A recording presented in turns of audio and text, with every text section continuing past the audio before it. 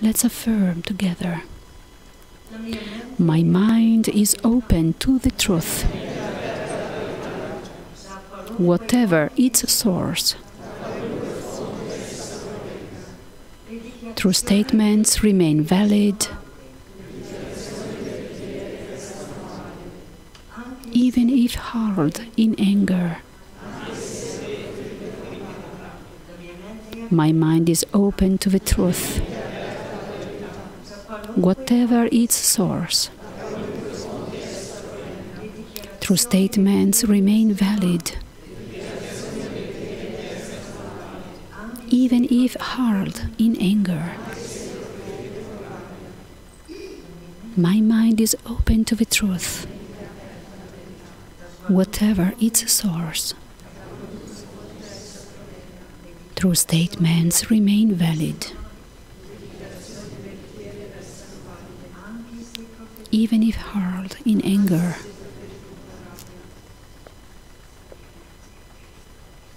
My mind is open to the truth, whatever its source.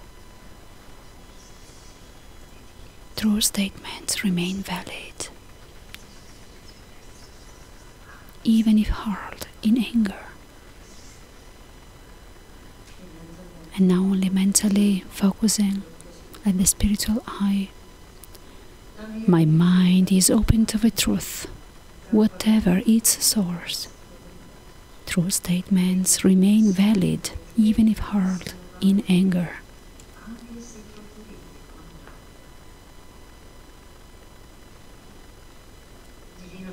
Divine Mother, let me hear thy melodies everywhere, in the laughing brooks, in the songs of nightingales, yes, even in the roar of a city traffic. Behind all earthly sounds, let me listen for thy voice alone. Om. Amen.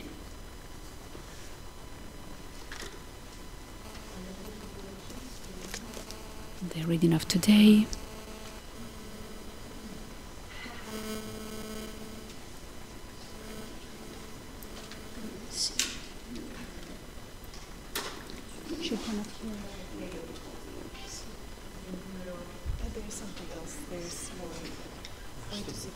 Aspetta.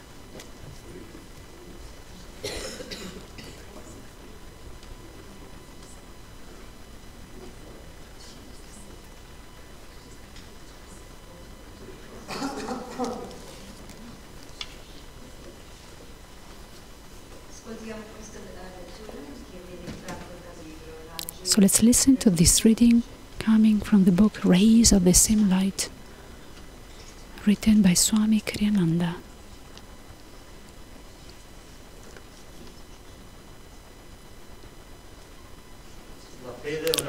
Faith is a call to prayer. Prayer is a call to faith. Truth is one and eternal. Realize oneness with it in your deathless self within. The following commentary is based on the teachings of Paramahansa Yogananda. In the Gospel of St. Matthew, chapter 7 and 21, we read, "Ask, and it shall be given you. Seek, and ye shall find. Knock, and it shall be opened unto you. Verily I say unto you, if you have faith and doubt not, if you shall say unto this mountain, Be thou removed, and be thou cast in the sea, it shall be done. And all things whatsoever you shall ask in prayer, believing, you shall receive." Paramahansa Yogananda showed by his own example that prayer is a power, provided we believe deeply in that power. When our thoughts and feelings are strongly focused and then united in growing awareness to the divine presence within, they can bring even seemingly unrealistic wishes to fulfillment.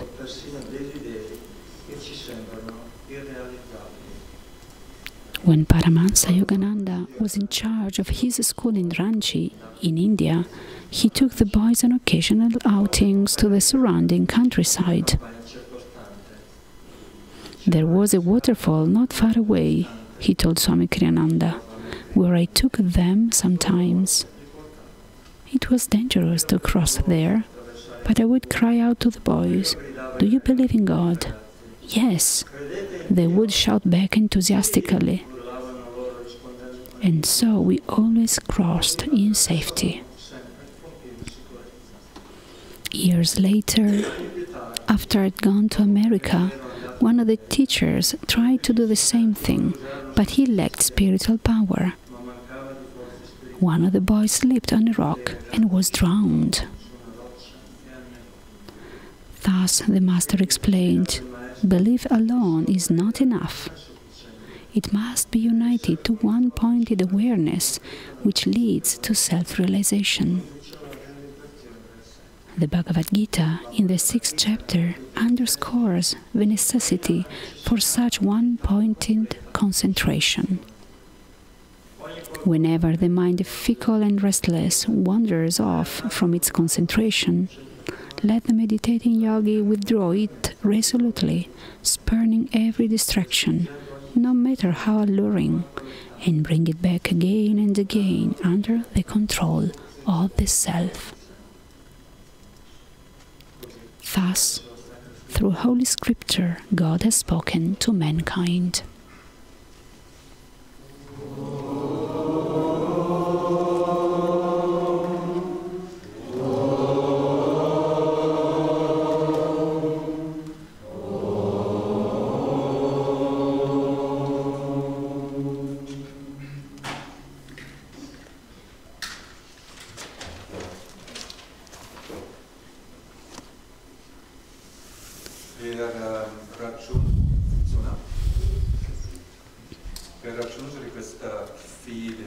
To be able to reach this faith, this concentration, we have to use all our faculties. So I would like to share with you a nice short story, Indian short story. There were 4 different kinds of yogi: a jnana yogi, a bhakti yogi, a kriya yogi, and a karma yogi. And they were walking on the same road. And there was a little rivalry among them. The jnana yogi said, "Oh, these yogis don't know anything. They don't really understand the scriptures, the consciousness, the immortal self. Who knows?" The bhakti yogis had compassion for the others, saying, "Oh, poor them. They don't really have a real faith. One is always working, the other one always studying, the other one always meditating. And where is devotion? Where is love? They never do pujas." And the karma yogi said, "Oh, look at these 3. They are so lazy, all day meditating, studying, and nobody works. And who is doing the work of the Lord?" And the kriya yogi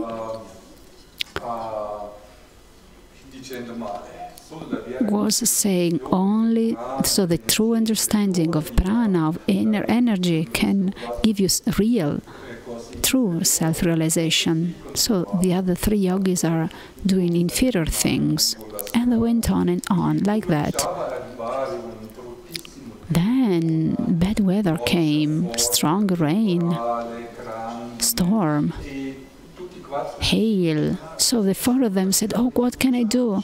We have to find a shelter somewhere." So the bhakti yogi, who knew all the temples of the area, said, "Oh, I know, up there is a small temple. We can go there." So they found this old, broken shelter or temple with a old murti in the middle, and there were lightnings. So these 4 yogis went really at the center around this statue, this murti. And all of a sudden, the Lord appeared to them, and they said, "Oh Lord, why are you appearing now? Why do you show yourself now?"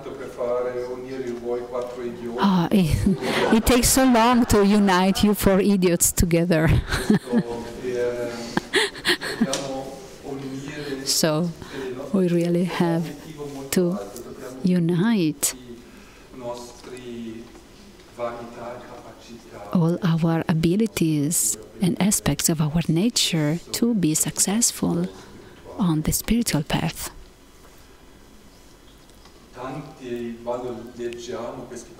When we read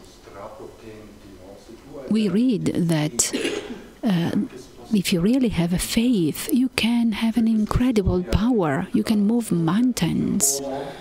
There is also the story of a man, a Christian, who believes in these words. So he has a mountain before himself. He wants to have a better view, so he decides to pray all night to move that mountain. He opens the window in the morning and he said, I knew, the mountain is there. And of course, behind his prayers, there was a conviction that prayer was not strong enough. Doubt was there. So at the center of our power, we really have to be convinced 100%. Once a person went to Swami. This person had cancer in a very advanced. It was advanced. And Swami said, and this man said, I want to be healed by prayer. And Swami Kriyananda looked calmly in his eyes and said,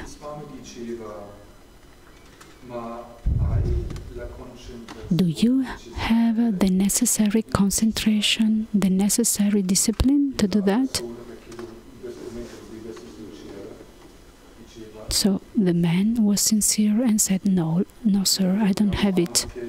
So we have to be also realistic with our abilities.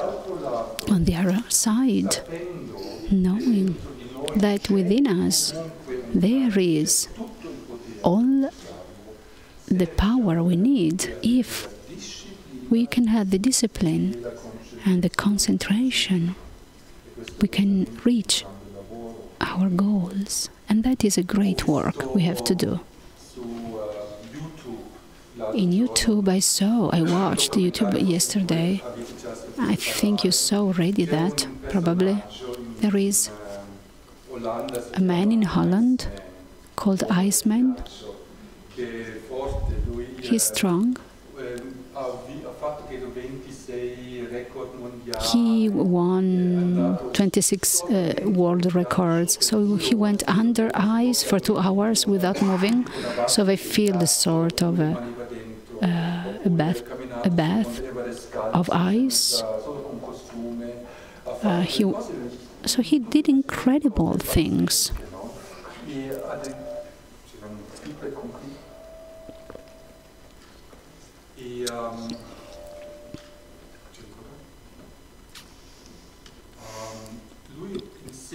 So he teaches a technique. So you can do these things. It is a sort of a pranayam. It's a very intense breathing, and then you have to believe 100% in what you are doing. He also teaches a way to go breathless. Already after a few days, you can go breathless for 3 minutes or so, and somehow he can resist in ice water. And I'm sure you want to do this practice immediately. Huh?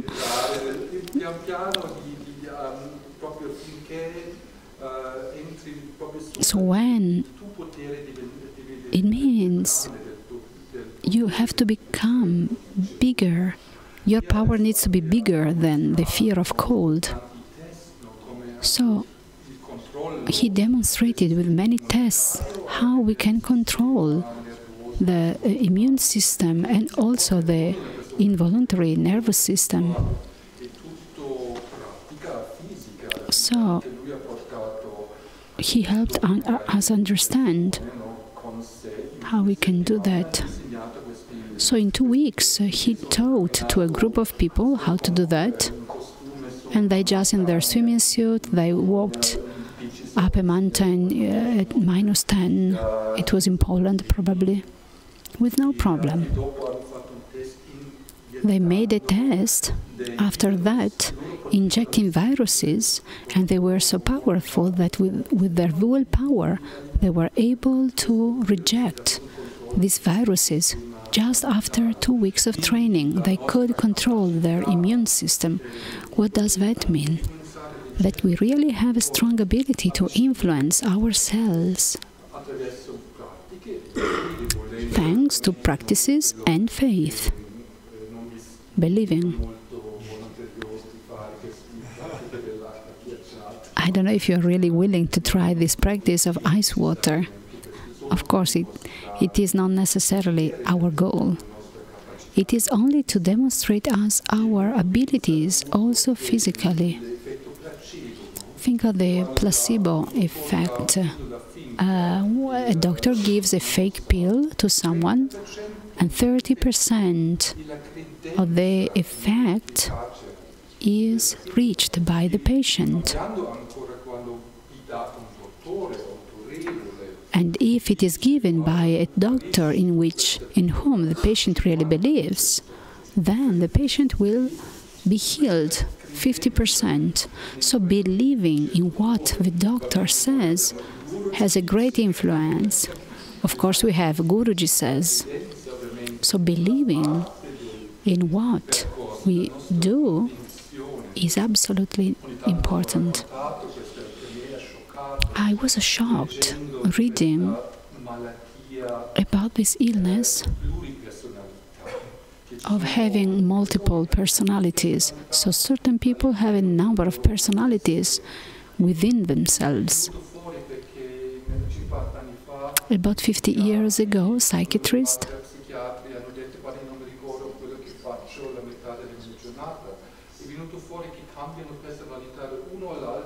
explored this area, and they found out that sometimes they lost memory of their patients or their work.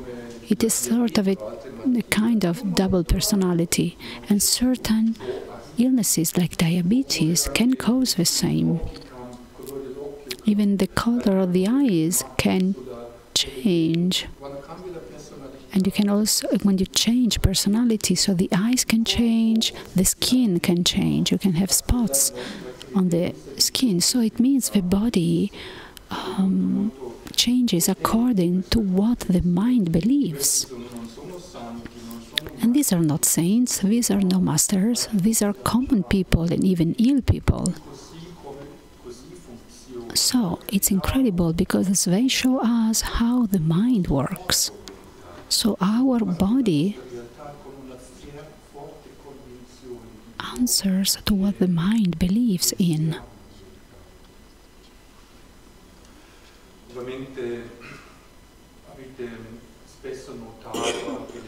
I think you noticed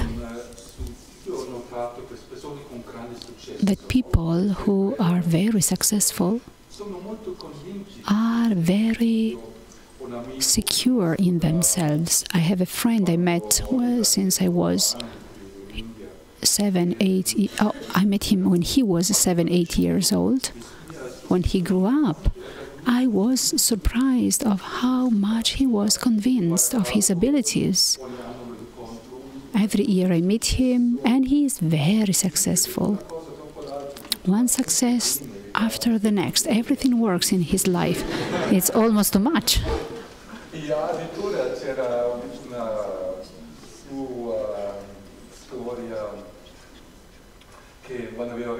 When he was 28, he had a prophecy.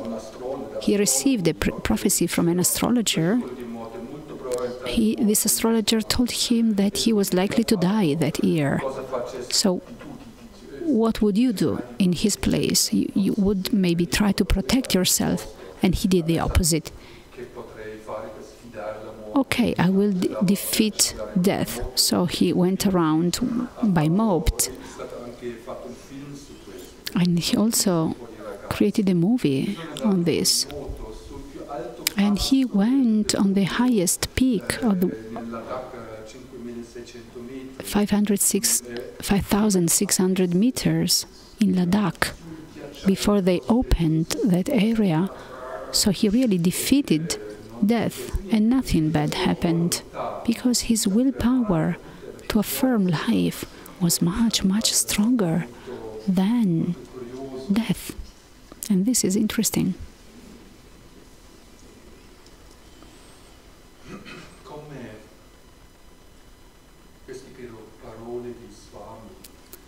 Think of the words of Swami.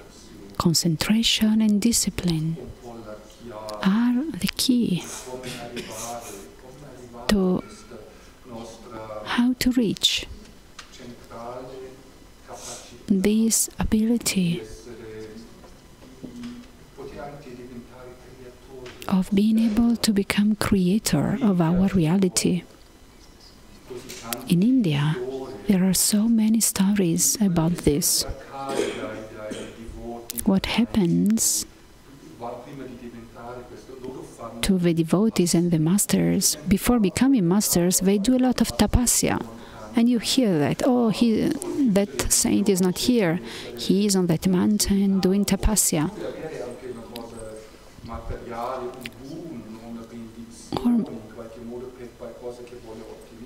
Or maybe they do tapasya to receive a boon.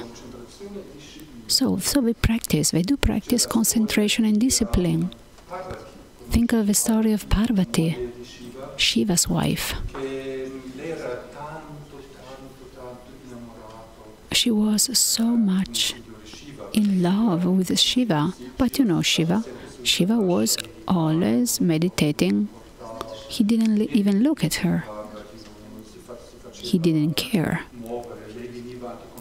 So she went there with her beauty. He changed shapes in order to attract Shiva. But of course nothing. Shiva was perfectly meditating in steadiness, in stillness. So she understood he is a yogi. So I don't need beautiful clothes. I need to become like him. So she went to Himalayas. She changed her clothes and put on yogic clothes. And she practiced for years and years, practicing concentration on Shiva, only Shiva. And with all her intention, focus, she realized who Shiva was. Only then, they say that around her everything changed.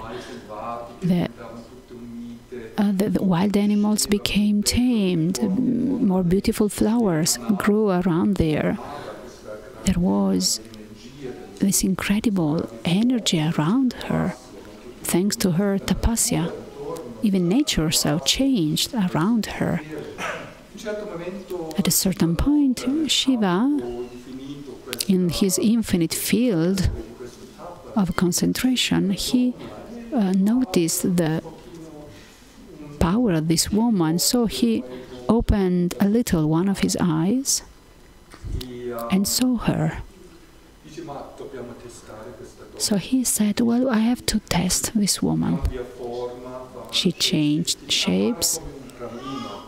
She looks like a Brahmin appears to Parvati and says, what are you doing? You're losing your time. This Shiva smells bad, full of ashes. He never washes himself. He is ugly. You're a princess. Why don't you go back to your reign? Why are you following this yogi on the mountain? And she said, how do you dare to say anything bad on my Lord Shiva? So the Brahmin, of course, changed shape, and it was Shiva himself. And then the great love story between Shiva and Parvati starts. There are many examples of this great vigor, intensity. that we have to develop in our spiritual search. I gave examples of these people who were able to change their bodies, their nature. I think we really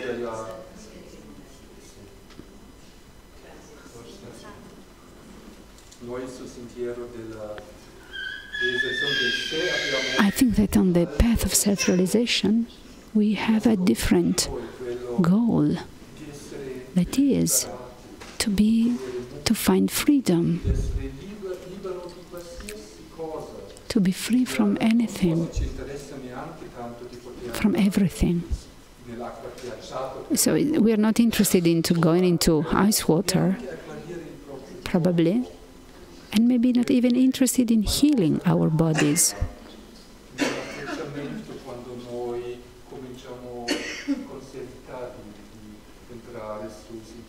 So something changes when we start our spiritual path.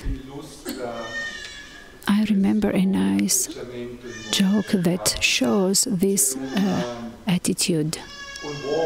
There is a man praying, "Oh Lord, Lord, change this situation.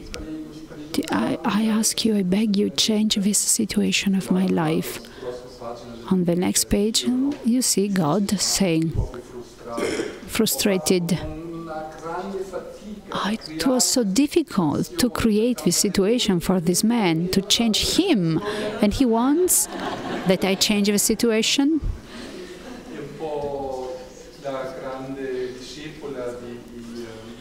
The great disciple of Yogananda, Sister Gyanamata, created this beautiful prayer: "Lord, don't change any circumstance of my life. Change me. Change myself."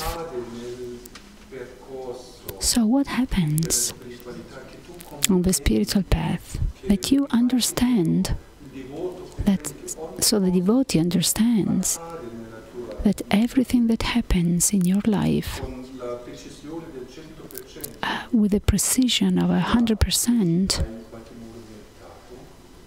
is for you. You deserved it, so it's the fruit of your past actions. And these circumstances are also a great opportunity created by God, and it was maybe not easy, to help you grow.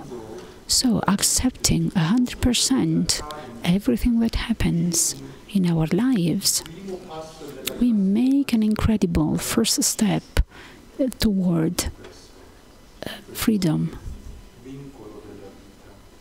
from the bondage of life.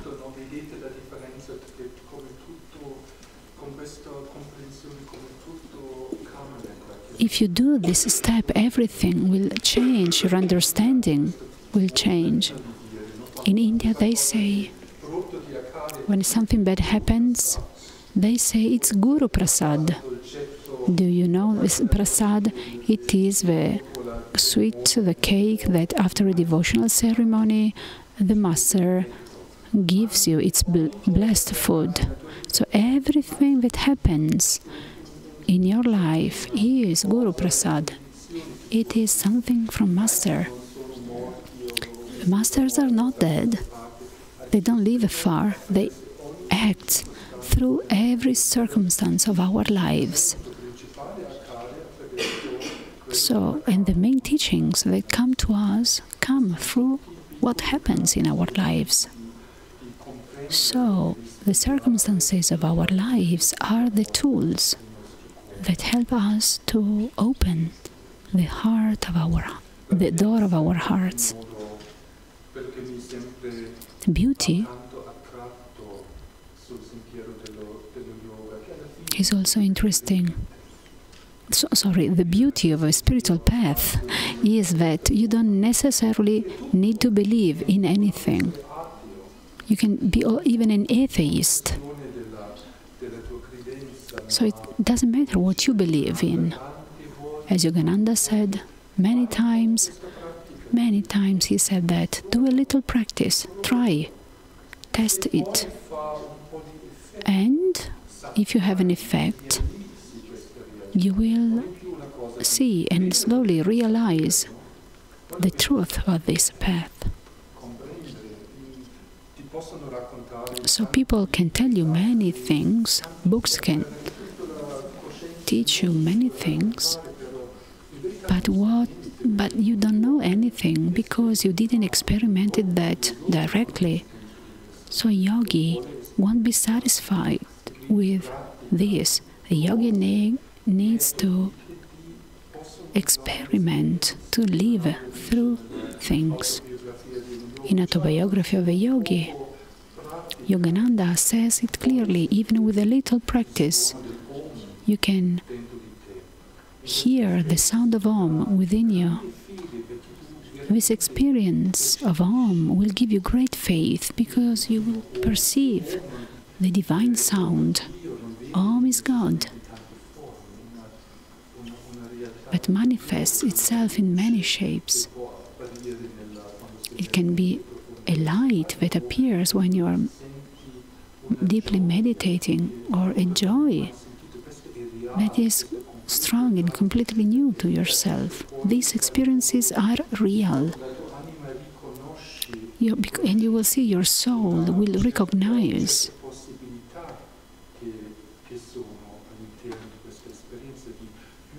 these experiences. And the deeper and more intense your meditation is, the more you can experiment. You can feel this experience, you can receive these experiences. Somehow we have to break. In a sense, we might say that we fell in a false belief, in a false religion. This religion, since we were young children, taught us that we are bodies, that we are these personalities, that this material world is real. So this is a false belief, according to the yogis.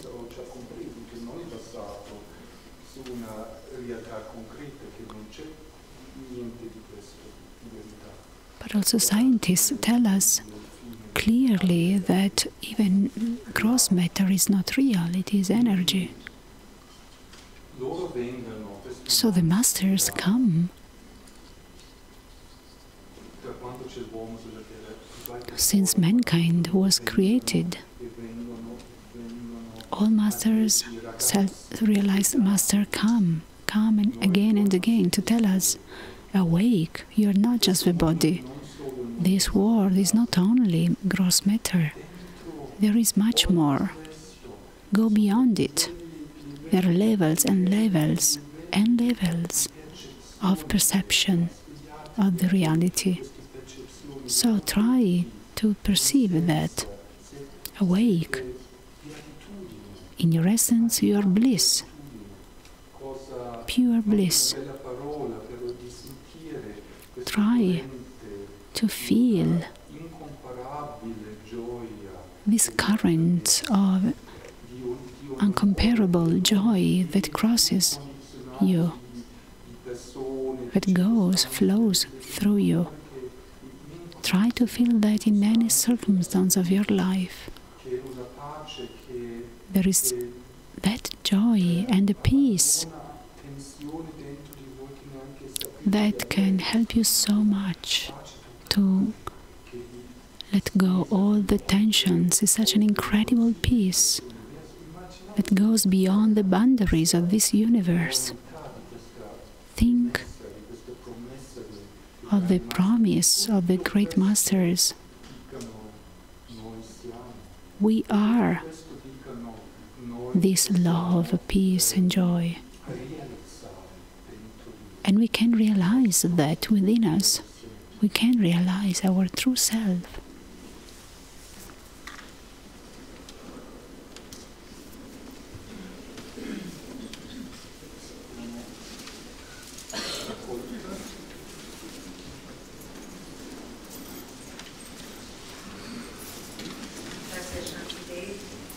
Thank you, Shantidev, for this inspiration, these nice stories. We want to keep them in our hearts. So if you want to support Ananda to spread the teachings of these masters, please take your offering in your right hand. And let's pray together. Divine Mother, I offer you the fruit of my work. May it serve to spread the message of self-realization to all truth-seeking souls. Om. Amen.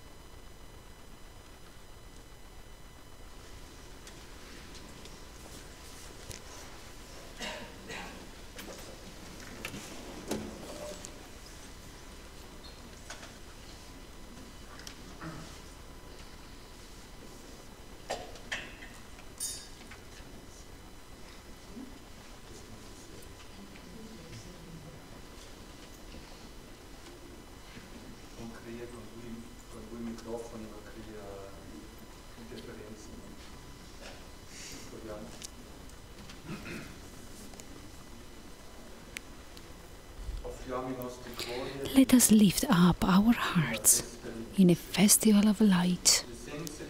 The essence of this ceremony has been passed down from ancient times. Always that we are on the bosom of the infinite sea, joyfully together, let us celebrate our own greater reality, for now, by God's grace, our redemption is at hand. The divine light, returning anew to earth, has given us power, as the Holy Bible proclaims, to become the sons of God. Into our hands we have been delivered the sacred keys of awakening. Abandon now is our hope. The Lord, through the Bhagavad Gita, promised, even the worst of sinners, by steadfast meditation on me, speedily comes to me. Again, in that holy scripture, he declared, even a little practice of this inward religion will free one from dire fears and colossal sufferings. And whereas suffering and sorrow in the past were the coin of man's redemption, for us now the payment has been exchanged for calm acceptance and joy.